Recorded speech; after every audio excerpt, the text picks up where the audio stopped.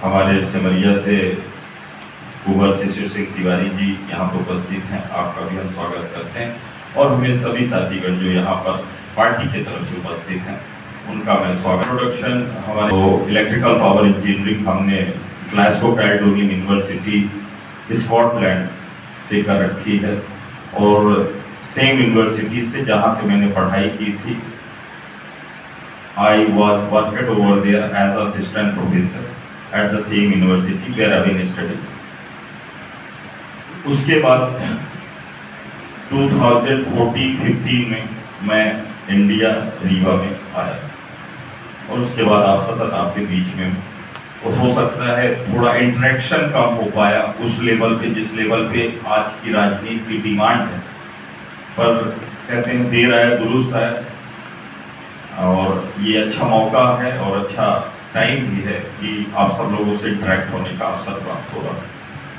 अब जरूरत इस चीज की है कि जिस तरह से रीवा का माहौल है, राजनीतिक चरित्रता की बात करें तो आज जो बड़ी पार्टियां हैं जिनको हम काफी दिनों से सुनते आ रहे हैं, वो पार्टियों में अब चरित्रता रही नहीं। वही आदमी कभी उस पार्टी में, वही आदमी फिर इस पार्टी में, यानी मुखौटे चेंज बस हो रहा है, मुखौटे वही है, पर्सन सेम है। यदि ओवरऑल अपन वित्त की राजनीति की बात करें, ओवरऑल रीवा के विधानसभाओं के कंस्टिट्यूएंसी पे आप बात करें तो अब हम कहीं ना कहीं सब कोई व्यापार धंधे से जुड़े हुए लोग, कहीं ना कहीं रोजी रोटी के लिए और अपने घर परिवार को अच्छे से चलाने के लिए कोई छोटे लेवल पे व्यापार कर रहा है, कोई उससे थोड़ा अपर लेवल पे, कोई और से अपर लेवल पे, बस कहीं ना कहीं हम लोग व्यापार कर रहे हैं। ज्यादातर लोग यहाँ पे बिजनेस लाइन से बिलोंग करते हैं, जैसा मैं एक्सेप्ट कर पा रहा हूँ। आज की स्थिति जो है, जब भाजपा की बात करें, भाजपा के एक बड़े नेता ने कहा कि सिंधी समाज जो है they are the guaranteed voter for them, यानी वो उनके लिए गारंटीड वोटर है कि वो कहीं भी जाएंगे पर सिंधी समाज वहीं पे वोट करेगा। ये ऐसा भाजपा के एक बड़े नेता के वक्तव्य रह चुके हैं। उसको ज्यादा मैं प्रिसाइज करूं तो उन्होंने ऐसा कहा था कि जेब पे मैं वैश्य समाज हो गया, व्यापारी वर्ग हो गया, उनको मैं जेब पर लेके चलता हूं, वो मेरे वोटर हैं, वो कहीं नहीं जाने वाले। तो आगे तो मेरा सवाल आपसे है कि क्या ऐसा है? यदि ऐसा है तो यानी काफी गलत। यदि ऐसा कोई बोलता है, ऐसा किसी को बोलने का हक है जैसा उन्होंने कहा, ठीक। सेकेंडरी चीज, जिस तरह से रीवा के हालात है आज बिजनेस पॉइंट व्यू से यदि बात सोचे, रीवा की इकोनॉमिकल स्थिति काफी अच्छी है। होता क्या है कि यदि हमारे पास पैसा नहीं आएगा, पब्लिक के पास पैसा नहीं आएगा, कहीं रुक जाएगा, तो मनी का एक रोटेशन नहीं होगा, तो व्यापारी के पास भी पैसा नहीं आएगा। कस्टमर्स धीरे धीरे लैक होते जा रहे हैं, कम होते जा रहे हैं। यदि आप देख रहे होंगे, जब आप 2003 पे देख रहे थे कस्टमर्स की संख्या, आज आप कस्टमर की संख्या देख रहे हैं, धीरे धीरे लैक होते जा रहे हैं, कम होते जा रहे हैं, होते जा रहे हैं कि नहीं होते जा रहे हैं। इसके पीछे रीजन क्या है? सरकार पूरी तरह से कर्जे पर है। सरकार ने ऐसी कोई व्यवस्था लोगों के लिए की नहीं कि एक किसान के पास भी पैसा है, एक आम आदमी के पास भी पैसा है, और यही सब वजह है कि व्यापार धंधे धीरे धीरे नीचे जाते जा रहे हैं। आज बड़े ब्रांड चल रहे हैं, बड़े brand in the sense Reliance हो गया, टाटा का हो गया, ये कहीं ना कहीं सरकार से जुड़े रहते हैं। अब आज रिलायंस ट्रेंड आ गया, रिलायंस का क्या कहते हैं, इलेक्ट्रॉनिक्स का मार्केट आया। होता क्या है कि वो सारी चीजें बल्क पे खरीदते हैं, सारी चीजें बल्क पे। अब वो कोई फ्रिज खरीदेंगे, मान लीजिए गोदरेज का फ्रिज खरीदेंगे, तो वो पूरा ट्रक का माल ले लेंगे, उनके पास आ गया। अब यदि वो पंकज रेफ्रिजरेशन की मैं बात करूंगा या किसी अन्य रेफ्रिजरेशन सेंटर की या इलेक्ट्रॉनिक सेंटर की बात करूंगा, उसके पास वो छोटे व्यापारी, उनके पास इतना पैसा तो नहीं है कि इतना बल्क में माल उठा ले। तो होता क्या है कि मार्केट में वो माल थोड़ा सा कंपैरेटिवली सस्ता दे देते हैं। अब जो बल्क में उठाएगा उसको सस्ता मिलेगा, कंपनी से डायरेक्ट माल उठाएगा। तो ज्यादातर कस्टमर्स, अब कंज्यूमर्स को तो यही चाहिए कि जहां माल सस्ता मिलेगा मैं तो वही जाऊंगा। इस तरह की महंगाई के दौर पे कंज्यूमर्स को माल जहां सस्ता मिलेगा वो वहां पे जाएगा। उसके बाद होता क्या है कि सारे लोग उधर ही जाने लगते हैं, सारा पैसा एक व्यक्ति के पास एक सेंटर पे इकट्ठा होने लगता है। दूसरे जो छोटे व्यापारी हैं आज धीरे धीरे अपने एम्प्लॉइज कट कर रहे हैं। पहले 4 एम्प्लॉय थे तो आज 2 एम्प्लॉय कर दिए। भाई उस तरह का काम ही नहीं चल रहा तो हम एम्प्लॉय बढ़ा के सैलरी उनकी कैसे दे पाएंगे। होता क्या है कि सारा मार्केट का पैसा एक जगह इकट्ठा होने लगता है, और जब सारा मार्केट का पैसा एक जगह इकट्ठा होने लगता है तो मनी का रोटेशन कम हो जाता है, और मनी का रोटेशन जब कम होता है उसी को इकोनॉमिकल क्राइसिस बोलते हैं, जो कि आज की जो सरकारें चल रही हैं उसमें ये सबसे ज्यादा पाया जा रहा है। एक व्यक्ति को सब कुछ दे दो, आज अंबानी को, अडानी को सारी चीजों का दे दिया गया। आज यहाँ पे रीवा के अंदर पूरी जमीनों का सौदा कर दिया गया, सारी जमीनें संदड़िया को बेच दी गई। 10-10 हजार स्क्वायर फीट की जमीनों का सौदा मात्र 800 से 1000 रुपए स्क्वायर फीट पे कर दिया गया। अब 2.5 करोड़ की दुकान लेने की सबकी क्षमता तो नहीं होती। एक छोटा व्यापारी कहां से ले पाएगा 2.5 करोड़ की दुकान। अब सारा कैप्चरिंग एक जगह पे हो रहा संदड़िया के नाम पे। आप ही ले सकते थे, ऐसा नहीं था, पर उन्होंने सोचा कि बाहर के आदमी को बुलाया जाए और बाहर के आदमी पे ज्यादा विश्वास किया, और आज पूरी तरह से यदि देखें तो रीवा समदड़िया मय हो गया। चाहे चूना भट्टा की जमीन ले लीजिए, चाहे सिरमौर चौराहे की जमीन ले लीजिए, चाहे सिविल लाइन की जमीन ले लीजिए, चाहे गंगा कछार की जमीन ले लीजिए, चाहे जय स्तंभ की जमीन ले लीजिए, सारी जमीनों का सौदा कर दिया। कोई जमीन बची नहीं, सुपर स्पेशलिटी के सामने की जमीन, सारी जमीनों को इन लोगों ने सौदा कर दिया। अब कुछ बचा है नहीं रीवा।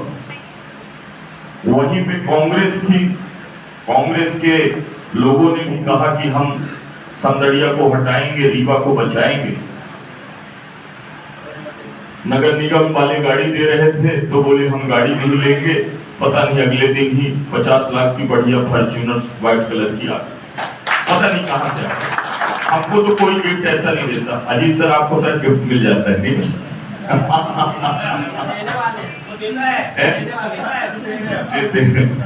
मेरा कहने का मतलब आप समझिए कि कहां से मिल गई उसका पता नहीं। उसके बाद चाहे सिविल लाइन की जमीन का सौदा हो, चाहे गंगा कछार की जमीन का सौदा हो, वो रीवा में कांग्रेस के महापौर रहते हुआ। मेरा कहने का मतलब साफ है, इस सारी चीजों को धीरे धीरे छोटे व्यापारियों को से छीनी जा रही है। पहले कभी ईडी नहीं सुना था रीवा के अंदर, अब तो ईडी के भी छापे पड़ने लगे हैं रीवा में। अभी अभी 1 हफ्ते पहले की बात है, 2 व्यापारियों के ऊपर ईडी के छापे मारे गए। आप जीएसटी अलग से देते हो, दिल्ली से कोई माल आता है बॉर्डर में टैक्स अलग से देते हो, पुलिस विभाग को भी थोड़ा बहुत देना पड़ता है माल को इधर से उधर करने पे, सारी चीजें करनी पड़ती है। उसके बाद भी ईडी के छापे पड़े। आज मैं जब मैं फोर्ट रोड पे घूम रहा था तो जितना नाराज व्यापारी वर्ग दिखा है, मुझे नहीं लगता कि इतना नाराज किसी पर दूसरा वर्ग दिखा। और ऊपर से इस तरह के बयान इंदौर के नेताओं के आते हैं जो चौंकाने वाले नहीं। गुस्सा नहीं आता। और एक चीज तो तय है कि आदमी यदि मेहनत करता है तो अपने बलबूते पे मेहनत करता है, यदि पैसा कमाता है तो अपना बलबूते पे पैसा कमाता है, किसी की खैरात पे पैसा नहीं कमाता कि यदि वो है तो कुछ कर देंगे, ये हो जाएगा, वो हो जाएगा। कहीं न कहीं व्यापारी के अंदर ये भ्रम पैदा होता है कि यार कहीं ये चक्कर न फंस जाए, कहीं वो जीत न जाएंगे तो फिर कहीं दिक्कत न करें, कहीं ये न करें, कहीं वो न करें।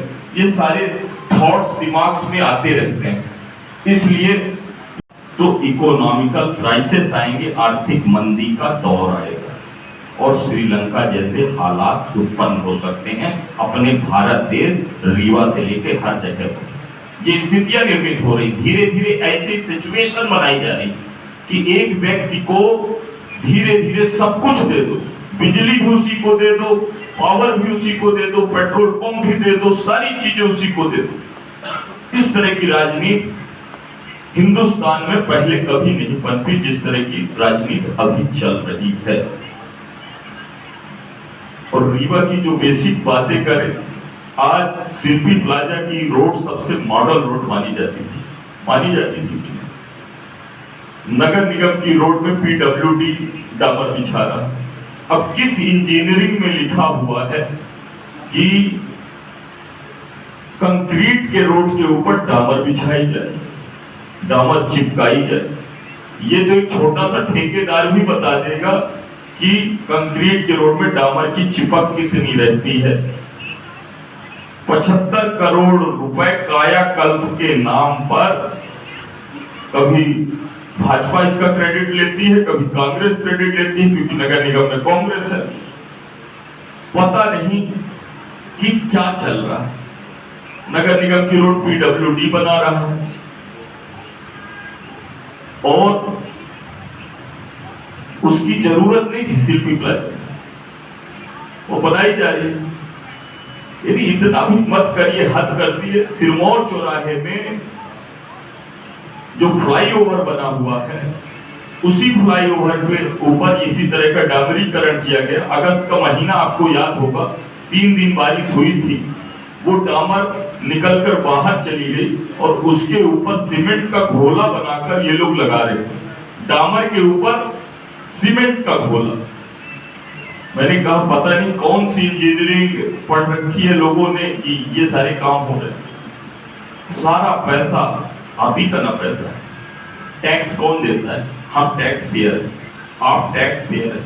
सारा टैक्स का पैसा 100 करोड़ का काम आता है, 20 करोड़ का काम करते हैं, 80 करोड़ रुपए ऊपर से नीचे तक ये लोग बांट लेते हैं। और इसीलिए ये स्थिति हो रखी है कि मध्य प्रदेश के 3.5 लाख करोड़ का कर्जा मध्य प्रदेश के अंदर हो रखा है। 48,000 रुपए का कर्जा प्रति व्यक्ति पे हो रखा है। वहीं पे दिल्ली पे अच्छी स्कूलें देने के बाद, दिल्ली में अच्छी स्वास्थ्य व्यवस्था देने के बाद, दिल्ली में अच्छा रोजगार देने के बाद, दिल्ली में अच्छा व्यापार देने के बाद, दिल्ली आज 65,000 करोड़ सरप्लस पर, 65,000 करोड़ सरप्लस पर है दिल्ली। आज दिल्ली में कोई बच्चा जन्म लेता है तो 10,000 रुपए अपने जेब पर लेकर जन्म लेता है। ये है दिल्ली सरकार का केजरीवाल का। और इसकी शुरुआत उन्होंने दिल्ली से की, अब आगे पंजाब में सारी चीजें चालू हो गई। कौन, जिस तरह की स्थितियां हैं, कौन चाहता है कि मैं 5,000 रुपए 4,000 रुपए प्राइवेट स्कूल में पैसा दूं? कौन नहीं चाहता कि मेरा भी बच्चा ऐसी सरकारी स्कूल बने जिसमें हर तरह की व्यवस्था हो। दिल्ली के सरकारी स्कूलों में स्विमिंग पूल तक की व्यवस्था है। स्विमिंग पूल यानी यहाँ का जो प्राइवेट स्कूल है उस यहाँ के कंपैरिजन नहीं कर सकते वहां के सरकारी स्कूल। दिल्ली में 4 लाख बच्चों ने प्राइवेट स्कूल से नाम कटवाकर दिल्ली के सरकारी स्कूलों में दाखिल करवाया। और दिल्ली के सरकारी स्कूल में हर वर्ग के हर तरह के बच्चे पढ़ रहे हैं एक साथ। और दिल्ली के सरकारी स्कूल का रिजल्ट 1100 बच्चे नीट और आईआईटी एग्जाम में पास हो गए। लोग अचंभित रह गए। डोनाल्ड ट्रंप की वाइफ, जो अमेरिका के एक्स प्रेसिडेंट थे, उनकी वाइफ को देखने आना पड़ा कि दिल्ली में ऐसा क्या मनीष सिसोदिया जी और अरविंद केजरीवाल साहब ने कर दिया कि 4 लाख बच्चे प्राइवेट स्कूल से नाम कटवाकर सरकारी स्कूल में दाखिला करवाए। इसके बाद स्वास्थ्य की बात कर ले। स्वास्थ्य में हर मोहल्ले में मोहल्ला क्लिनिक खोल दिया। और दिल्ली में पहली बार यदि सरकार बनाने में किसी ने सबसे ज्यादा विश्वास किया था तो छोटे व्यापारियों ने सबसे ज्यादा विश्वास किया। और सबसे ज्यादा छोटे व्यापारियों ने, क्योंकि शुरू के टाइम में शुरुआती दौर पे पार्टी के पास संसाधन नहीं थे किसी प्रकार के, तो एक तो ऑटो वालों ने अपने बैनर लगाए और छोटे व्यापारियों ने थोड़ी छोटी राशि देकर दिल्ली का चुनाव लड़वाया और 32 से 34 विधायक, मैं गलत नहीं हूं, 34 विधायक फर्स्ट टाइम पे, 28 विधायक फर्स्ट टाइम पर। आउट ऑफ 70 में 70 विधायकों में 28 विधायक दिल्ली में फर्स्ट टाइम पर चुन के आए। लोग अचंभित रह गए। क्योंकि दिल्ली में सबसे ज्यादा बड़ा जो वर्ग है वो व्यापारी वर्ग है। तो सबसे ज्यादा यदि किसी ने विश्वास किया है आम आदमी पार्टी के ऊपर, वो व्यापारी वर्ग ने सबसे ज्यादा सपोर्ट किया है और विश्वास आम आदमी पार्टी के ऊपर किया है। आज दिल्ली में सारे व्यापारी खुश हैं और अच्छा अपना व्यापार कर रहे हैं और सुरक्षित अपने आप को महसूस कर रहे हैं। सुरक्षा भी एक बड़ा इंपॉर्टेंट मुद्दा है, तो सुरक्षित भी अपने आप को महसूस कर रहे हैं। अब ये सारी सुविधाएं, ये सारी चीजें, आपको एक पैम्फलेट मिलेगा जिसमें ये 10 जो केजरीवाल की गारंटी है, ये सारी चीजें आपको रीवा में भी प्राप्त हो सकती हैं और सारी चीजें अच्छी हो सकती हैं। सिर्फ एक वोट की बटन दबाने से सब कुछ चेंज हो जाएगा। ड्रामेटिकली ऐसा चेंजेस आ जाएगा कि जिसका हमने सोचा ही नहीं, क्योंकि हम उस पद्धति में राजनीति को देखे हैं जहां नेताओं ने सिर्फ चोरी की है, सिर्फ अपने घरों को भरा है, लूटा है इस देश को। इसलिए हम लोगों का विश्वास ही उठ गया है। कईयों के पास जाता हूं तो ये मैसेज आता है कि भैया नेता है तो इसका मतलब चोर होगा, उस पर विश्वास नहीं।